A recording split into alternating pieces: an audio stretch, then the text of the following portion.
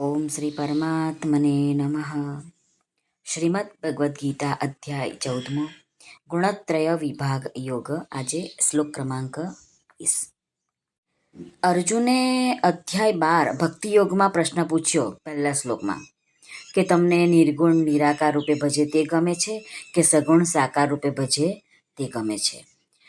એના ઉત્તરમાં ભગવાને 12મો અધ્યાય, 13મો અધ્યાય ક્ષેત્રજ્ઞ વિભાગ યોગ અને આ 14મો અધ્યાય ગુણત્રય વિભાગ યોગના 20 શ્લોક સુધી ભગવાને એમનું જ્ઞાન આપ્યું છે. હવે આ 21મા શ્લોકમાં અર્જુન પ્રશ્ન પૂછે છે કે મનુષ્યો કયો ઉપાય કરે તો આ ત્રણ ગુણ છે જે સત્વ, રજ ને તમ, એનાથી ઉપર થઈ શકે છે. ગુણાતીત પુરુષ દુઃખોથી મુક્ત થઈને અમરતાને પ્રાપ્ત કરી લે છે. એવું સાંભળીને અર્જુનના મનમાં ગુણાતીત મનુષ્યના લક્ષણો જાણવાની જિજ્ઞાસા થઈ. આથી તેઓ આ શ્લોકમાં ભગવાનને પ્રશ્ન કરે છે. તો ચાલો આપણે શ્લોકના માધ્યમથી જોઈએ કે અર્જુન શું પ્રશ્ન કરે છે. અર્જુન ઉવાચ કૈર્લિંગૈ સ્ત્રીન ગુણાનેતાન અતીતો ભવતિ પ્રભો કિમાચારક કથૈ ચૈતાંસ ત્રીન ગુણાનતિ વર્તતે.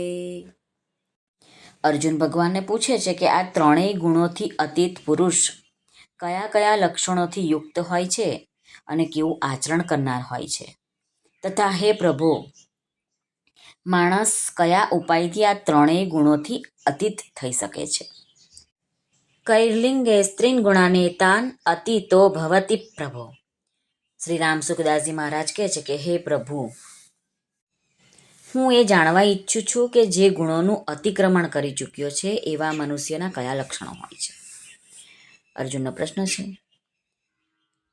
સંસારી મનુષ્યની અપેક્ષાએ ગુણાતીત મનુષ્યમાં એવી કઈ વિલક્ષણતા આવી જાય છે જેનાથી સાધારણ વ્યક્તિ સમજી લે છે કે એ ગુણાતીત પુરુષ છે.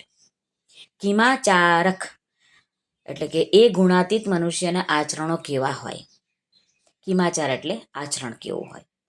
સાધારણ મનુષ્યની જેવી દિનચર્યા અને રાત્રિચર્યા હોય છે, ગુણાતીત મનુષ્યની એવી જ દિનચર્યા અને રાત્રિચર્યા હોય છે કે એનાથી અલગ હોય છે. સાધારણ મનુષ્યના જેવા આચરણ હોય છે કે જેવું ખાનપાન, જેવી રહેણીકરણી, સૂવું જાગવું હોય છે, ગુણાતીત મનુષ્યના આચરણો, ખાનપાન વગેરે પણ તેવા જ હોય છે કે કંઈક અલગ હોય છે. કથૈ ચૈતાંસ ત્રીન ગુણા નતિ વર્તતે. મહારાજ કહે છે કે આ ત્રણેય ગુણોનું અતિક્રમણ કરવાનો શો ઉપાય છે, એમ અર્જુન પ્રશ્ન કરે છે. એટલે કયું સાધન કરવાથી મનુષ્ય ગુણાતીત થઈ શકે છે? આમ અર્જુનનો પ્રશ્ન છે. હવે ભગવાન એના ઉત્તરમાં બધું કહેશે. સત્વગુણનું કાર્ય શું છે, રજોગુણનું કાર્ય શું છે અને તમોગુણનું કાર્ય શું છે. શ્રી કૃષ્ણ અર્પણમસ્તુ. સર્વને ભાવથી જય શ્રી કૃષ્ણ. રાધે રાધે. હરિઓમ તત્સત. જય ગુરુદેવ દત્ત. જય સ્વામિનારાયણ. જય માતાજી. નમઃ પાર્વતી પતે. હર હર મહાદેવ. હર સિદ્ધેશ્વર મહાદેવની જે. આજના આનંદની જે. સર્વનું કલ્યાણ થાઓ, સર્વનું કલ્યાણ થાઓ, સર્વનું કલ્યાણ થાઓ.